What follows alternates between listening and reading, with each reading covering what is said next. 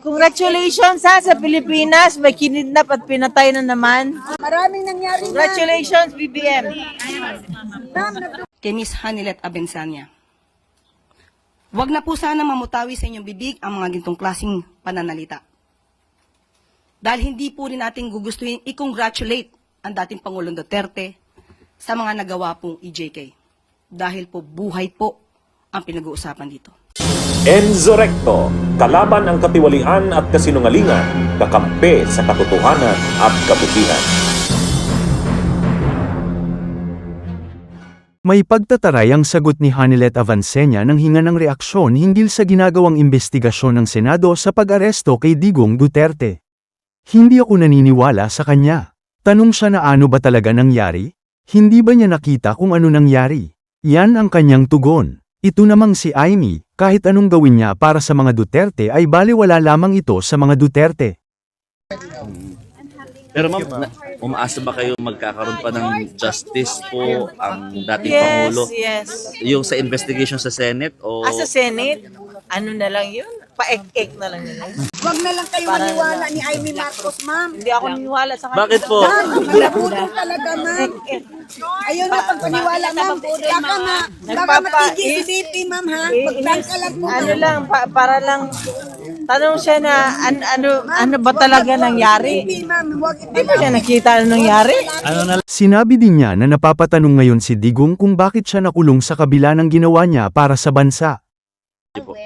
Hindi, sabi niya, napapatanong kasi siya. Bakit kung sino pa daw yung may matinong ginawa para sa bayan, yun daw yung nandun sa loob. Sabi ko, pareho tayo ng tanong. Actually, tinatanong ko ang Panginoon. Who is this stupid God? Pero ano yan, alam mo, parati namang natatalo ang mas kadiliman sa kabutihan mag-iiral. Yung mga gumawa sa kanya nito, impyerno kayo. Akala nila that will put him down, nagkakamali sila. Wrong move, dagdag pa nitong si Hanilet. I asked him how do you feel? Are you angry? He said no. Ano siya na, kaya yung mga gumawa sa kanya nito, Gabaan rin na, ma'am. impyerno kayo. Because wala siyang kami pa may sakit yung ako pa sabi ko sa kanya, pero sabi niya no. Yun ang maano talaga siya na tao. Kilala niyo naging presidente. Yes, ma'am. Exactly, ma'am. Tsaka yung all he cared for was about his country and about his countrymen. Alam niyo yan. There's no doubt, ma'am. There's no doubt. Kaya that's why nga ako to be honest with you, mangutan ako sa Ginoo. Yan naman, Lord. Who is this stupid God? Question mark. So, buti saan ako naging tarantado, magnanakaw. Diba? Brady yung kabila, ma'am.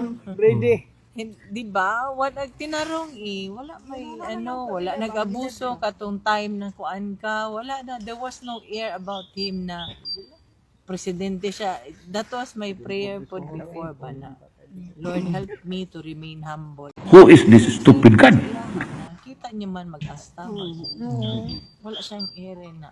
Na ba siya message, ma'am? Actually, this one is win-win ni sa iyaha Nakita niyo naman. Ang kala nila yun ang that will put him down. Kamali sila. Wrong move. Nagsisimula pa lang po. Nagsisimula. Na ba siya? Kailangan ito talaga tapusin talaga natin. Yes, ma'am. Pinuna naman ni Hanilet ang mga nangyayaring krimen ngayon sa bansa. Hirit niya sa administrasyon, congratulations, BBM. Ngayon pala. Oy, congratulations. Nakita niyo yung Congratulations ha sa Pilipinas, may kinidnap at pinatay na naman. Tingnan mo nga yan. Tingnan mo. Ano masasabi nyo nga doon sa ganun, ma'am? Ma'am, Kaya congratulations. ma'am. Ganyan ang gusto nyo? Sige, congratulations. Number, di ba nakita mo yung survey sa, dalawa sa cities ng Pilipinas, ang dangerous Nasa place. Congratulations again. Oo, maraming nangyari na. Congratulations, BBM. Ma'am, Binatikos naman ni Palace Press Officer Undersecretary Claire Castro ang naging pahayag ni Hanilet hinggil sa mapanuyang pagbati sa gobyerno kaugnay ng kasong kidnap for ransom.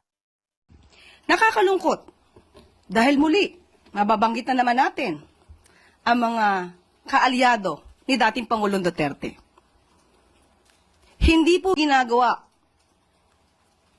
na katatawanan ang isang ganitong klaseng sitwasyon. Kaya kay Ms. Hanilet Avensanya, huwag niyo pong gawin na issue dahil may buhay po ditong nakasalalay, may mga buhay na nawala. Huwag niyong gawing issue ito at gawin niyong katatawanan ang gobyerno. Hindi natin malaman bakit ganon ang naging attitude ni Ms. Hanilet. Parang ikinatutuwa pa ba niya na may mga ganitong sitwasyon sa bansa? Hindi ba dapat bilang Pilipino, nagkakaisa tayo upang ang bansa natin ay umangat?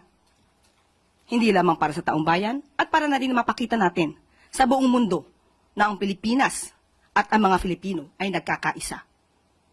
Huwag silang gumawa ng gulo dahil hindi po yan maganda. Huwag nila simulan ang gulo sa pamamagitan ng pagbibigay ng ganitong mga klaseng remarks o pananalita. Ang Pangulo po at ang administrasyon ay kinukundina ang bawat krimen na nangyayari sa bansa. Sa katunayan nga po, nagpatalaga na po ang Pangulo, nagkaroon na po ang PNP ng Special Investigation Task Force para mag-focus po sa kaso na ito ni Mr. Anson Ke. At itong si Police General Elmer Ragay, a former director of the Anti-Kidnapping Group, ay na-relieve na po dahil hindi po nasisiyahan sa pagkakataong ito sa kanyang performance. Kaya po ang itinalaga ay si Police Colonel David Poklay na dati pong Criminal Investigation and Detection Group. Kasama po siya dyan dati. So, makakaasa po ang taong bayan at ang buong sambayanan na hindi po tutulugan ng gobyerno ang mga ganitong klaseng sitwasyon.